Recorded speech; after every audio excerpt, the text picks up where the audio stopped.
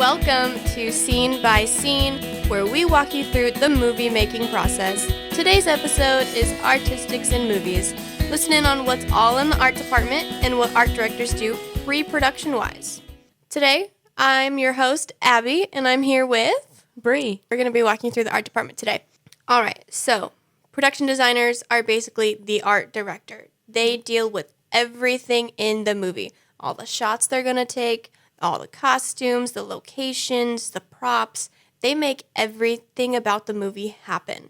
So they are the visual manager. So anything you see, they have put a hand into okay. it. We're going to be talking about The Lion, the Witch, and the Wardrobe today, which was made in 2005. Why are we talking about this? Because I think it's pretty. Because I think it was a beautifully handcrafted movie, and I think everyone deserves to hear about it. Do you know who the art director was? Yes. His name was Roger Ford. What, did you pick it because of Roger Ford, or did you pick Roger Ford because of the movie? I picked Roger Ford because of the movie. Understandable.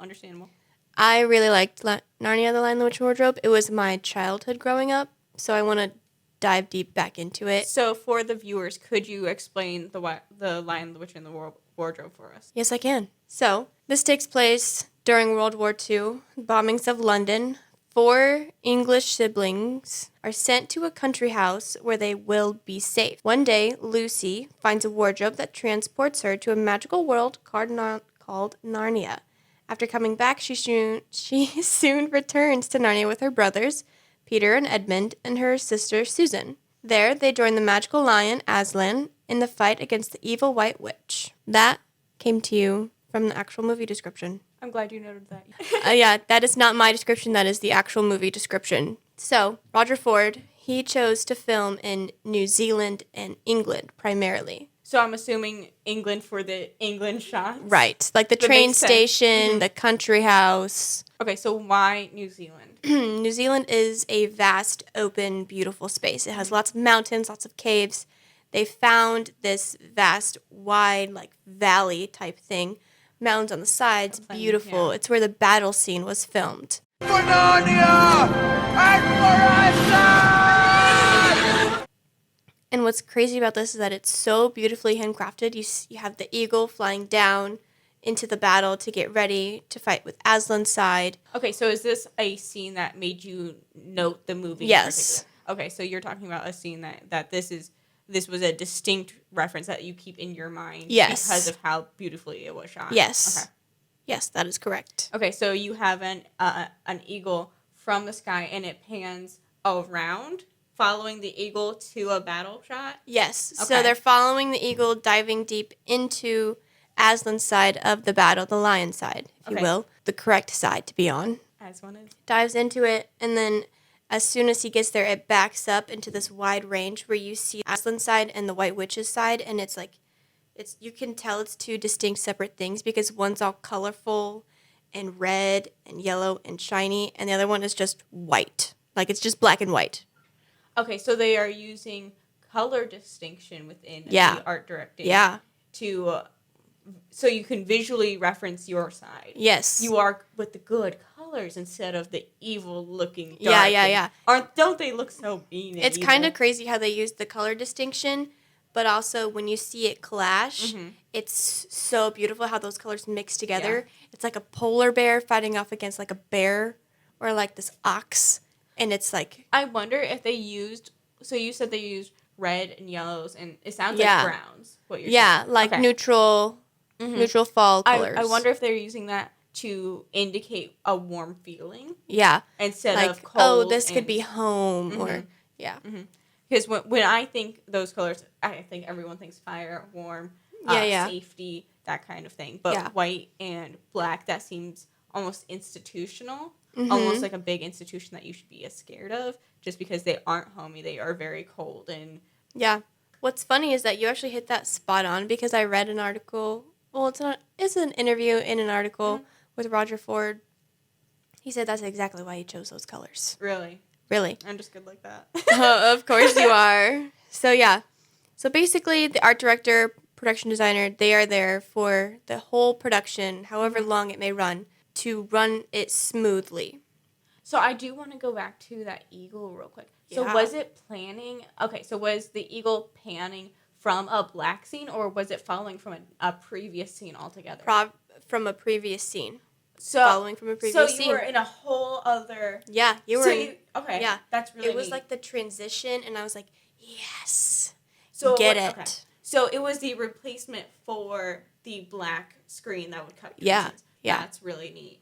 That is a very neat use of panning and transitions. Yeah. I thought that's why I picked the scene, because it's so beautifully crafted. Okay. It's almost before its time, because it's 2005.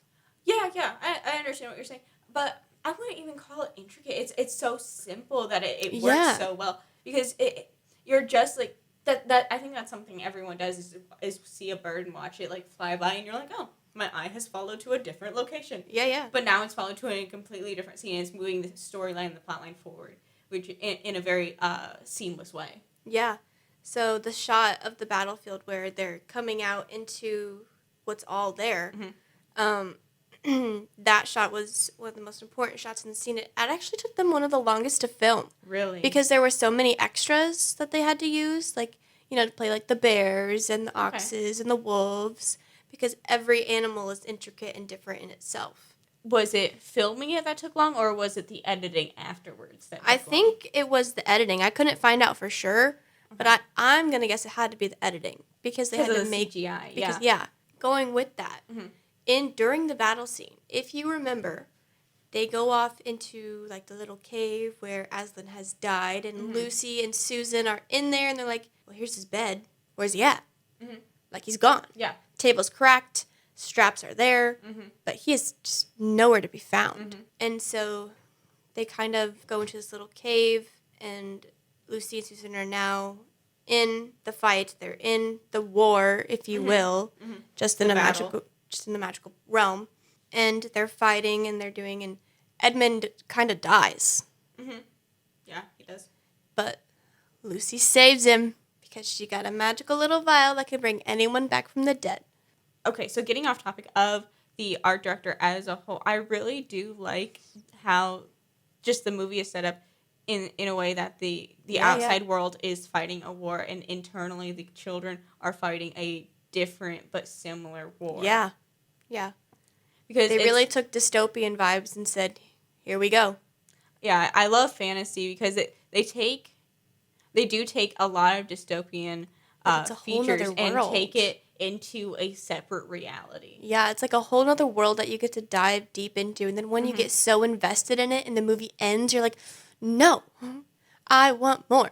And it's the art directors that really push that boundary, just because of how it is fantasy. It's not real, and it's something that you have to create, which means that there is a lot of visual aspects, because if it's not in a person's mind already, it has to be on the screen to get the depiction, get the message you want to get across. Yeah. So that is entirely the art director's position to get the vibe, the message across.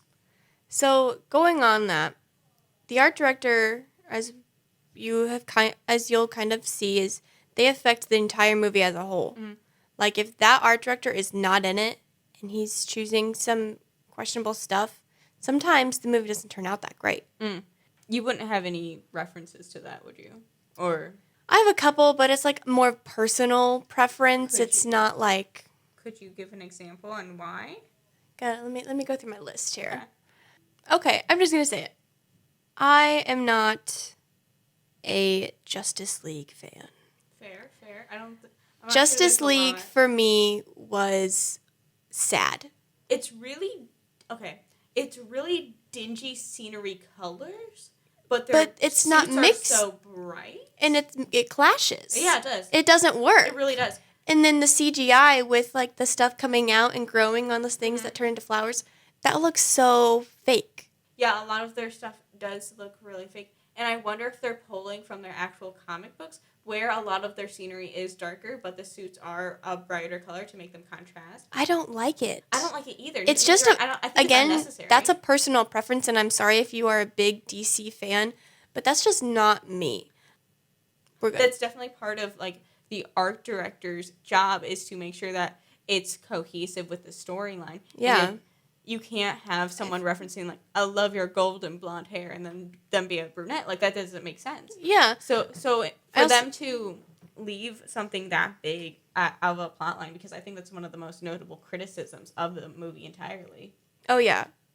I think you have to, like, work with the logic that your audience will be working with, assuming that they will accept your logic, if that makes sense. And sometimes they don't. No, I think that's, you have to work with what they're going to be thinking, which is kind of hard to do, but that's kind of your job. Yeah, and I think Narnia: The Lion, the Witch, and the Wardrobe did amazing on that. Yeah. For me, Justice League didn't do it. Maybe it did it for you, but it didn't do it for me. Mm-hmm. So that, in a whole, is how kind of the art department works and everything, how the art director is literally a part of everything. Mm-hmm. Every costume, every piece of jewelry, every filming location, every filming part shot. Thanks for listening in on Scene by Scene, where we walk you through the movie-making process. Once again, today's episode was Artistics in Movies. If you're interested in any other podcasts, go to our website for WJHS. See you there.